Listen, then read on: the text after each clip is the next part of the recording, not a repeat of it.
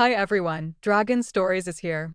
Today's story is about a choice that split our narrator's life into before and after. Let's listen. I keep telling myself I don't think about that night anymore, and most of the time that's actually true. But every so often, usually when the apartment is quiet and I've had one too many glasses of wine, the memory comes back with a clarity that feels almost cruel, like my brain has been preserving it in perfect detail just to remind me how completely I failed to see what was right in front of me. My name is Jason, and I was 37 when all of this happened, though I want to be clear that it didn't happen in a single night.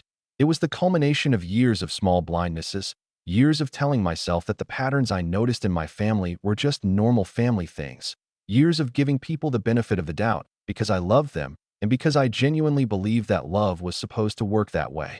I had been with Madison for almost 6 years when I proposed, and I remember the moment I asked her with the kind of warmth that now feels embarrassing to describe. We were on a hiking trail we both loved, late afternoon, the light doing that thing it does in September where everything looks like a painting. And when she said yes, I felt like I had finally arrived somewhere I'd been trying to reach for a long time. We weren't kids. We were adults who had chosen each other carefully, or so I believed, and the engagement party my parents hosted a few months later felt like the natural celebration of something real and hard-won. My parents' backyard had been strung with warm lights. There was a guy with an acoustic guitar playing softly near the fence. The smell of the barbecue drifted through the whole yard, and I stood there at one point holding a drink and just looking around at the people who had come, friends, cousins, neighbors I'd known since childhood. And I thought, with a sincerity that now makes my stomach turn a little, that my life was almost exactly what I'd hoped it would be. I worked as a structural engineer on commercial construction projects. I was earning decent money. Madison and I had talked about buying a house after the wedding and standing in that backyard surrounded by people who seemed happy for us. I felt something close to certainty.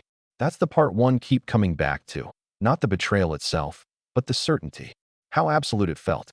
How completely I had arranged my understanding of my own life around assumptions that were about to dissolve. Madison was glowing that evening, or at least that's the word everyone kept using, and she was moving through the crowd the way she always did at social events, effortlessly, stopping to take photos with my aunts, laughing at something my father said, squeezing my arm when she passed me, and I remember noticing how natural it all felt and thinking that this was what it was supposed to feel like, a life clicking into place. My brother Tyler was there too, of course. Tyler is 3 years older than me, and our dynamic had always been complicated in that specific way that only makes sense within a family, where the complications are so normalized that you stop being able to see them clearly. Tyler had always been the one who needed more from our parents, more patience, more intervention, more cleanup after the messes he made. And our parents had always provided it. And somewhere along the way, I had absorbed the unspoken message that being the steadier, more self-sufficient son was my role, my contribution to the family's equilibrium. I don't want to make Tyler sound like a villain in the backstory, because the truth is more boring than that. He was just someone who had always occupied more space than he'd earned, and our parents had always allowed it, and I had always adjusted. He was charming at the party, I'll give him that. He gave a toast that made people laugh. He hugged Madison warmly. He clapped me on the shoulder and said something about me finally making an honest man of myself, and I remember laughing along with everyone else and feeling genuinely glad he was there. That's the version of that night I held on to for years before I finally let myself reconstruct it more honestly. It was probably an hour or so into the party. The food had been eaten. The toasts had been made. People had spread out into smaller conversations, when I noticed that Madison had disappeared from my peripheral vision. I didn't panic immediately. She often needed a few minutes to herself at big social events, and I figured she'd gone inside to use the bathroom or get some air. I did a slow loop of the yard, checked the kitchen, glanced into the living room where a few older relatives were sitting, and it was only when I came back outside and started to register that I hadn't seen Tyler in a while either that something in my chest began to shift. One of my friends, a guy I'd known since college, mentioned almost casually that he'd seen them both heading toward the back of the property, past the garden. I thanked him and started walking in that direction, still telling myself there was a perfectly reasonable explanation, still holding the certainty I mentioned earlier like something I could protect if I was just careful enough.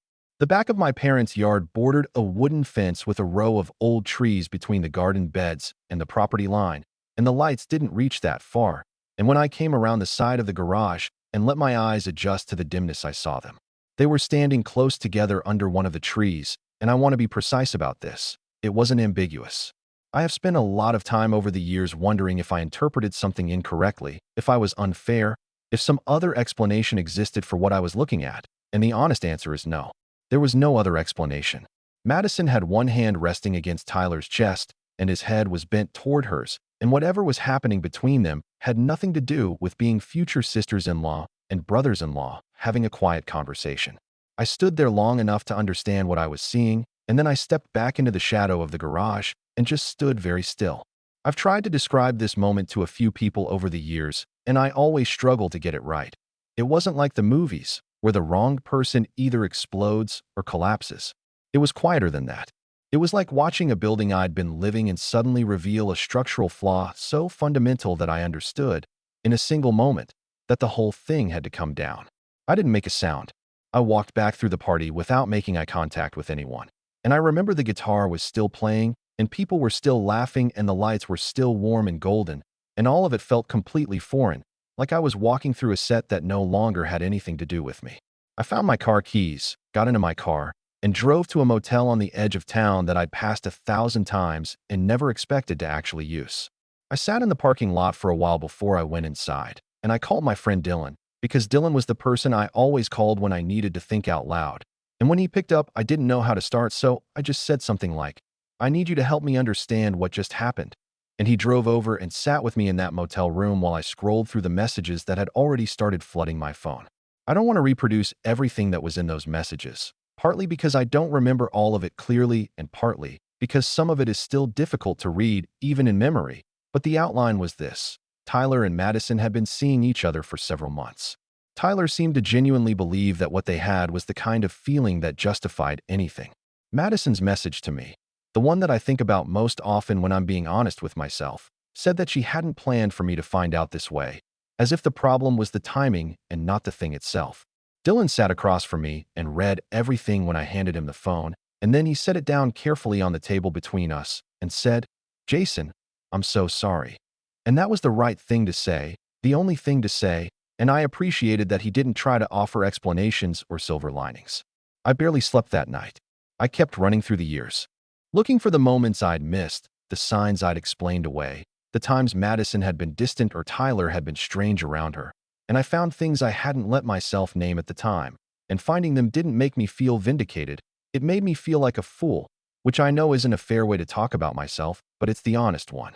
After a few days at the motel, I drove back to my parents' house to collect my things, some clothes I'd left there, documents, a few photos. And when I walked into the living room, I found my parents sitting with Tyler and Madison. Not confronting them, sitting with them, calmly, like a family having a normal afternoon. My mother looked at me with an expression that I can only describe as pained but resigned, and my father said something about how sometimes feelings develop between people, and that doesn't have to mean the end of a family. And Tyler sat there looking at the floor, and Madison sat beside him like she had already made her peace with the new arrangement. And I understood in that moment with a completeness that surprised me that this was where we all actually stood. "I'm not asking you to choose sides," my mother said, and I almost laughed, because the choosing had already happened and the sides were already clear. I was just the last one to be informed. I didn't argue. I didn't demand anything. I went to my old room, packed what I needed, carried the bag through the living room without stopping, and when my father asked where I was going, I said I wasn't sure yet, which was true. I drove away, and somewhere on the highway I pulled over and blocked all 4 of their numbers. My parents, Tyler, Madison, not out of rage, but out of a very clear-eyed understanding that there was nothing left in those conversations for me. I thought, sitting there on the shoulder of the road with the engine idling and the ordinary world moving past me, that this was the end of something, and I was right. But I didn't yet know it was also the beginning of something else entirely. The first year after I left was the kind of year that doesn't make for an interesting story because nothing dramatic happens in it. It's just the slow, unglamorous work of rebuilding a life from the foundation up. And I think that's actually the part people skip over when they tell stories like this. The part where nothing is resolved and nothing is healed, and you're just getting through the days, because getting through the days is the only option available to you. I had rented a small apartment on the other side of the city, nothing remarkable about it, the kind of place with thin walls and a view of a parking structure. And I remember the first few weeks of living there with a strange fondness now, not because it was comfortable, but because the discomfort was entirely mine. untangled from anyone else's expectations or needs. And there was a weird freedom in that even when the freedom felt mostly like loneliness. I threw myself into work with an intensity that my colleagues probably found a little alarming, taking on bigger projects than I'd handled before, staying late, volunteering for the complicated assignments that other people were glad to pass off. And what I discovered was that I was actually good at it in a way I hadn't fully tested before. Because when you remove the mental bandwidth that's quietly being consumed by a relationship in trouble, even a relationship you don't know is in trouble. What's left is a surprising amount of capacity. Within 2 years, I had moved from managing individual project components to overseeing full construction timelines, coordinating with architects and city planners and contractors, and the work gave me something I genuinely needed at that point, which was evidence that I could build things that lasted. Dylan remained my closest friend through all of it, and I want to say something about Dylan here because he deserves it. He never pushed me to process the family situation on a timeline that wasn't mine, never suggested I should consider forgiving people before I was ready, never implied that cutting off contact with my parents and Tyler and Madison was anything other than a reasonable response to what had happened. He showed up with takeout on the nights I was clearly not okay. He asked about my projects with genuine interest, and he understood instinctively that what I needed most was not advice, but company, and he provided it consistently for years, and I don't think I've ever properly told him what that meant to me. Gradually, the sharp edge of the betrayal began to dull, not disappear, because I don't think that kind of thing disappears entirely, but dull, the way old injuries do when enough time passes and enough living accumulates around them. I dated a few people over those years, nothing that became serious, though not for lack of trying on my part. I think I was still working out, slowly and not always consciously, what I actually wanted from closeness and what I was and wasn't willing to risk. I moved into a better apartment, a modern place on a higher floor with actual natural light and a kitchen I liked cooking in, and I bought furniture that I chose myself for reasons that had nothing to do with compromise or shared taste. And I remember standing in the middle of the finished living room one evening and feeling something that took me a moment to identify because it had been absent for so long. Contentment. Actual, uncomplicated contentment. By the time 4 years had passed since the engagement party, I rarely thought about any of them. My parents had attempted contact a handful of times in the first year. Cards, voicemails from numbers I hadn't blocked because I didn't recognize them, one note left with my building's front desk, and each time I had chosen not to respond, not out of ongoing anger, but out of a genuine assessment that there was nothing those conversations could give me that would be worth what they would cost. Tyler and Madison, I thought about even less. They had made their choices, I had made mine, and the distance between us had calcified into something that felt less like a wound and more like a simple fact of geography. I was not unhappy. I want to be clear about that because I think it matters. I was not sitting in my apartment nursing grievances and counting the years.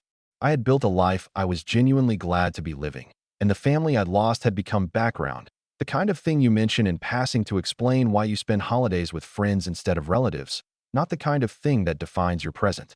And then one evening in the fall, I was sitting on my couch reading something, a quiet night, the city doing its ambient thing outside the window, and my phone rang with a number I didn't recognize. I almost didn't answer. I nearly let it go to voicemail and forgot about it, which is what I usually did with unknown numbers, and I've thought about that almost decision many times since. But I picked up, and the voice on the other end was my mother's, Rachel, and she sounded nothing like I remembered her sounding. She sounded smaller. Somehow, the confidence that I had always associated with her voice compressed into something more careful and tentative. "Jason," she said, "I know I don't have the right to call you. I just need you to listen for a few minutes." I didn't hang up immediately, which I think surprised both of us. I sat there and listened, and what she told me came out in pieces, not in the organized way someone delivers prepared news, but in the fragmented way someone delivers news they're ashamed of. Tyler and Madison had married a couple of years after everything fell apart, which I had not known and absorbed now with less feeling than I would have predicted. They had started a home renovation company together, which honestly tracked with Tyler's personality. He'd always been drawn to projects that sounded impressive before the execution revealed the problems, and the business had struggled from early on and eventually failed in the way that businesses fail when the people running them make too many optimistic assumptions and not enough cautious plans. They had accumulated significant debt, and at some point, in a decision that my mother described with a kind of exhausted disbelief that told me she had argued against it, they had borrowed money from people who were not the kind of lenders you found through conventional channels. My parents had spent their savings trying to help, and the savings were gone. And now they were calling me because they had run out of other options and the situation had become serious enough that serious was the only word my mother kept reaching for. I listened to all of it. I let her finish. And then I sat with the information for a moment, feeling for the anger I expected to find, and finding instead something more like a tired recognition. The sensation of watching a pattern complete itself that you'd seen forming years earlier, but hadn't been able to stop. Rachel, I said, because I couldn't make myself say mom in that moment without it feeling dishonest. I hear everything you're telling me. I'm sorry you're in this situation, but I'm not going to be involved in fixing it. She started to say something about family, and about how she knew she had no right to ask, but hoped I could understand, and I let her get through it. And then I told her gently, but without any opening for negotiation, that the people who had created this problem were the ones who needed to solve it, that I had built my life without their help, and I expected the same courtesy in return, and that I wished them well and meant that sincerely, but that my answer was no. We said goodbye. I put the phone down and sat for a while in the quiet of my apartment, and I felt, not triumphant, not even particularly relieved, but steady, the way you feel when you've done something difficult that was nonetheless clearly right. I told Dylan about it the next day, and he said, "Good," with the simplicity of someone who had watched me rebuild from the ground up and wasn't interested in seeing the foundation disturbed. And I appreciated that more than I knew how to say. I thought that was the end of it. I thought the conversation with my mother was a door that had briefly opened and then closed again, and that life would return to its current shape. And I was wrong about that, because less than half an hour after the call ended, my building's intercom buzzed, and later I understood that Rachel must have given them my address during that same conversation, perhaps hoping that if they showed up in person I would find it harder to say no, or perhaps simply because she had run out of other ideas. And when the front desk patched through the camera feed to show me who was waiting in the lobby, I saw Tyler and Madison standing there, and whatever composure I had felt during the phone call began to reorganize itself into something considerably more alert. I want to say that I handled the next few minutes with complete calm, but that wouldn't be entirely honest.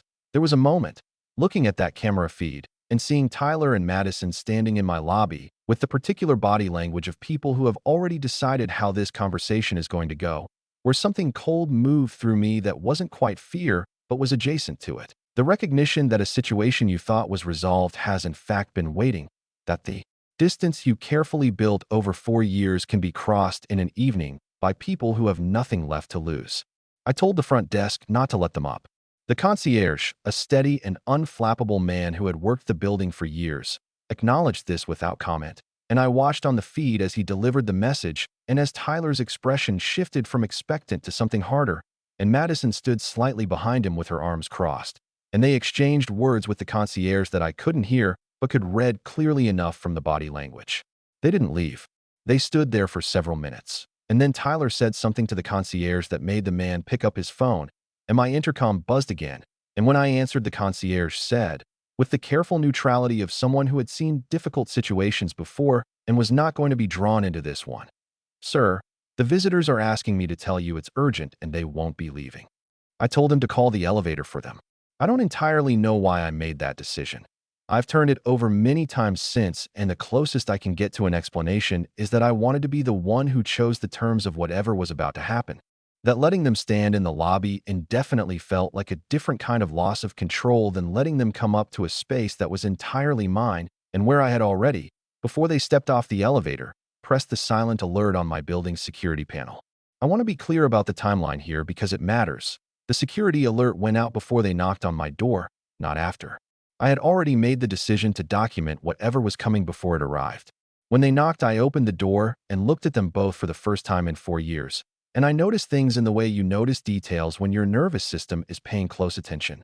Tyler looked older in a way that had less to do with age than with accumulated strain. The easy confidence I remembered replaced by something tighter and more desperate. And Madison looked tired in a way that suggested the tiredness had been going on for a long time. "You need to let us in," Tyler said. Not hello, not an acknowledgement of the years or what had caused them. Just that, an instruction delivered by someone who had apparently decided that directness was his best remaining option. "You can say what you need to say from there," I told him, and he looked past me into the apartment with an expression that told me he had not come to talk. They pushed inside. I want to be careful about how I describe what happened next, because I'm aware that my account is the only one I have access to, and I've tried over the years to be honest with myself about the parts where my memory might be shaped by how I felt rather than purely by what occurred.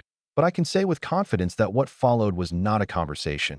It was an attempt at coercion. Tyler talking fast, and with increasing agitation about the debt and the danger they were in. Madison occasionally interjecting with something that was pitched as an appeal to shared history, but felt more like leverage. And at some point, Tyler produced papers, actual physical documents, and said that I needed to sign something that would formalize a financial arrangement between us, and the word needed landed in the room with a weight that made the situation very clear. I stood very still. There's a thing that happens when you have spent years building a quiet life after a loud catastrophe. When you have done the work of understanding what you will and will not accept. When you have practiced, mostly in your own head, but practiced nonetheless. What you would do if something like this ever came to your door.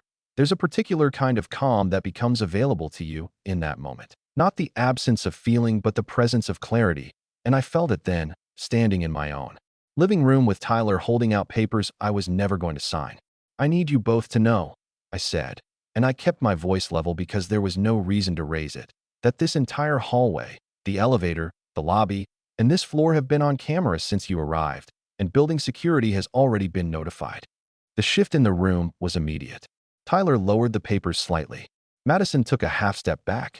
The agitation in Tyler's posture didn't disappear, but it reorganized itself into something more uncertain, and I watched him process what I'd said and watched the calculation happening behind his eyes, the reassessment of a situation he had entered with one set of assumptions and was now understanding from a different angle. He started to say something about how I was being unreasonable, about how family didn't call security on family, and I let him get through a few sentences of it, and then I said, quietly, Tyler, you forced your way into my home with documents you were expecting me to sign under pressure. I don't know what word you'd use for that, but I know what word I'd use. He stopped talking. The silence in the apartment lasted long enough to become its own kind of statement, and then the intercom buzzed, and the concierge informed me that security had arrived in the lobby and the police had been called as a precautionary measure given the nature of the alert, and I told him to send them up. And I watched Tyler and Madison exchange a look that contained what seemed like a compressed summary of everything that had gone wrong between them and everyone else over the past several years. Not guilt exactly, but the particular exhaustion of people who have made a long series of decisions that have led them here, to this specific door, to this specific outcome, and who can no longer pretend they didn't see it coming. The officers were professional and thorough. The concierge had footage from every camera in the building showing the entry, the altercation at the front desk, and the moment Tyler and Madison pushed past my threshold uninvited. Tyler attempted an explanation that became increasingly difficult to sustain in the face of the footage. Madison said very little. I provided my account once, calmly, without editorial, and I remember one of the officers looking at me with an expression that I interpreted as mild surprise. I think they had expected more of an emotional wreck and found instead someone who was, by that point, simply very tired and very clear. Tyler and Madison were removed from the building, and I stood at my window for a while after everyone had gone and looked out at the city doing its ordinary nighttime things, and I felt, not satisfaction, because nothing about any of it was satisfying, but something closer to the conclusion of a very long sentence, the arrival at a period after years of unresolved syntax. A few days later, my parents came to the building, not unannounced this time. My mother called first and asked if they could come, and something in her voice was different enough from the previous call that I said yes. They sat in my living room, Gregory and Rachel, looking around at the space I'd built without them, and my mother said that she was sorry, and my father said that the way they had handled things after the engagement had been wrong, and that they had known it was wrong and had told themselves a story about keeping the family together that had required them to be dishonest about what keeping the family together actually cost. I listened to all of it. I believed that they meant it.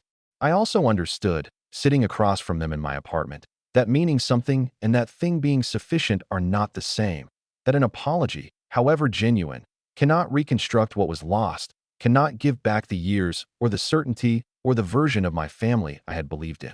I'm glad you came, I told them, and I meant that too. But I need you to understand that things can't go back to what they were, and I'm not sure I'd want them to even if they could. My mother nodded slowly, and my father looked at the floor, and we sat together for a while longer talking about smaller, safer things, and when they left I stood in the doorway and watched the elevator doors close and felt something complicated that I didn't try to immediately resolve. In the weeks and months that followed, I learned, through my parents and through the residue of information that surfaces even when you're not looking for it, that Tyler and Madison had declared bankruptcy, that the situation with the lenders had been resolved through legal channels in a way that hadn't required anyone to get hurt, but had required the surrender of basically everything they'd accumulated, and that they were living with my parents while they tried to figure out what came next. I don't know what Tyler feels about any of it. I don't know what Madison thinks when she considers the trajectory from that backyard engagement party to her current situation. I've tried, in my better moments, to extend something like compassion toward both of them, not because they deserve it from me specifically, but because carrying anything heavier than compassion for people who have moved to the margins of your life is a weight that only hurts the person carrying it. My relationship with my parents exists now in a form I didn't anticipate, but have come to understand. Occasional calls, a visit at the end of the year, conversations that stay on the surface not out of hostility, but out of a mutual acknowledgement that the deeper waters are still complicated and that we are all, in our different ways, navigating them carefully. Dylan came over the week after everything with Tyler and Madison, and we sat at my kitchen table, and I cooked something, and we talked about it for a while, and then we talked about other things. His work, a trip he was planning, a series we'd both been watching. And at some point I realized that the Tyler and Madison conversation had taken up maybe 20 minutes of an evening that was otherwise just an ordinary good night between two people who had known each other long enough to be comfortable in the silences, and that felt like the right proportion, like something had finally found its correct size. I think about that engagement party sometimes. The lights, the guitar, the smell of the food, the way everything looked from the outside like exactly what it was supposed to be, and I no longer feel the vertigo I used to feel when the memory surfaced. It happened. It changed everything. And I built something on the other side of it that is genuinely mine. And that is enough. More than enough. And on most nights when I'm sitting in this apartment that I chose and filled with things I chose and a life I assembled from my own decisions, I feel something that I am no longer surprised to recognize as peace. If you've read this far, I'm curious. Have you ever been in a situation where the people who were supposed to protect you chose someone else? And if so, how did you find your way back to yourself? I'd genuinely like to know. I'm struck by how Jason managed to simply cut off his toxic past and rebuild a life entirely on his own terms. It seems the hardest part was realizing that those closest to him could actually be total strangers. My advice to Jason would be to keep that distance. He owes nothing to people who already betrayed him once. What are your thoughts on Jason's story, and what would you advise him to do? Let us know in the comments.